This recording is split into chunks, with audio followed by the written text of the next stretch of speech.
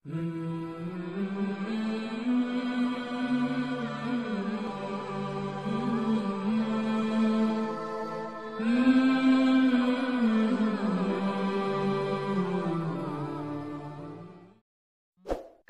ada juga Ustaz, yang mencurigai kiai-kiai itu Ustaz.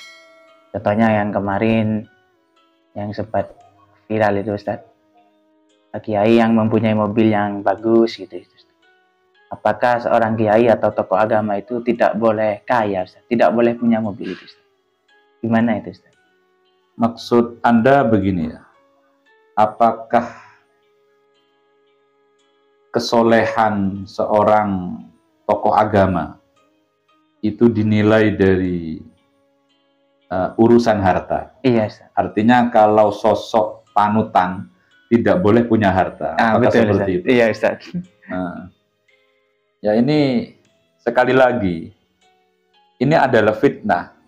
Jadi orang itu punya harta, kita kan tidak tahu bahwa beliau, orang-orang pesantren, itu juga ya berkasab, memiliki mata pencaharian, baik itu dikelola sendiri atau kadang dikelola oleh orang lain. Seperti kadang ya ada yang punya perkebunan, ada yang juga punya sawah dan lain sebagainya. Ya, cuma memang orang-orang pesantren dengan ketulusannya itu kan memang tidak cari viral dengan kemana-mana selalu disorot dengan kamera.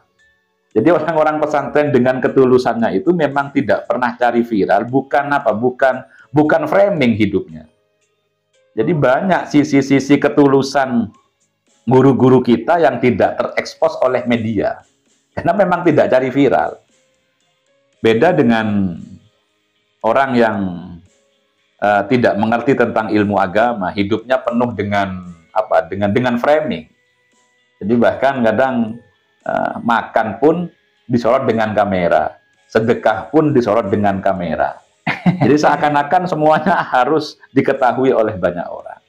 Sehingga kalau menuduh seperti itu bukan lagi tuduhan, tapi ini fitnah.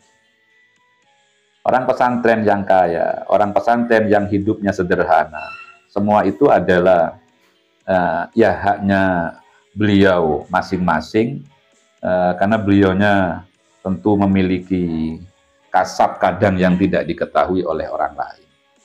Dan ketika ada sosok panutan, seorang tokoh agama, memiliki harta yang melimpah, apakah ini dibilang tidak zuhud? Ya. Jadi dalam dunia tasawuf itu kan ada istilah zuhud.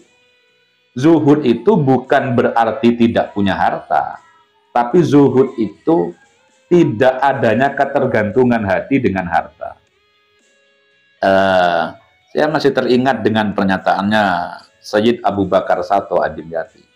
Jadi beliau mengatakan bahwa zuhud itu fakdu ala qatil qalbi bil mal, la fakdul mal.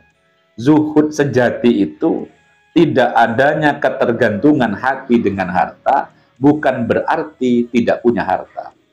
Kita ambil contoh seperti Nabiullah Sulaiman alaihi salam, yang terkenal sebagai sosok seorang nabi rasul yang kaya raya.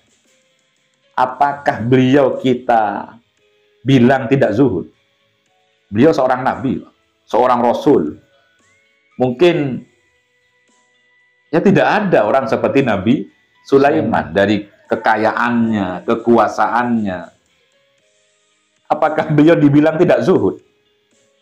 Kerajaannya seperti itu, bala tentaranya bukan hanya dari bangsa manusia, jin, bahkan hewan, angin pun tunduk kepada Nabi Sulaiman alaihissalam. Disebutkan dalam tafsir Jalalain itu, istrinya beliau itu sangat banyak sekali, disebutkan 1000 di situ di tafsir Jalalain. Jadi kezuhudan itu tidak bisa diukur dari ada dan tidak adanya harta. Zuhud itu tempatnya di hati, bukan dari penampilan. Jadi tidak bisa orang yang bajunya compang-camping, oh ini orang zuhud. Zuhud. Bukan, justru kadang orang yang compang-camping ini hatinya selalu ketergantungan sama dunia. Jadi kadang penampilan compang-camping dianya ingin dikasihi oleh orang. Maka tidak heran para ulama-ulama pendiri thariqah pun ada yang kaya raya seperti Al-Imam Abdul Hasan As-Sadzili. Beliaunya kaya raya. Hanya sekali lagi kepemilikan harta itu tidak menciderai kesolehan seseorang. Karena zuhud itu bukan tidak punya harta, tapi zuhud itu adalah tidak ketergantungan dengan harta. Sehingga sekali lagi beberapa framing akhir-akhir ini yang digunakan untuk menyerang dunia pesantren itu adalah murni fitnah dan kebohongan. Penggiringan opini, gimana sekiranya orang-orang Islam tidak percaya dengan panutan yang merupakan gambaran dari sosok warasatul anbiya. Karena kalau kita bicara warasatul anbiya di Nusantara ini, hemat kami adalah kiai-kiai pesantren dan para habaib. Wallahu a'lam.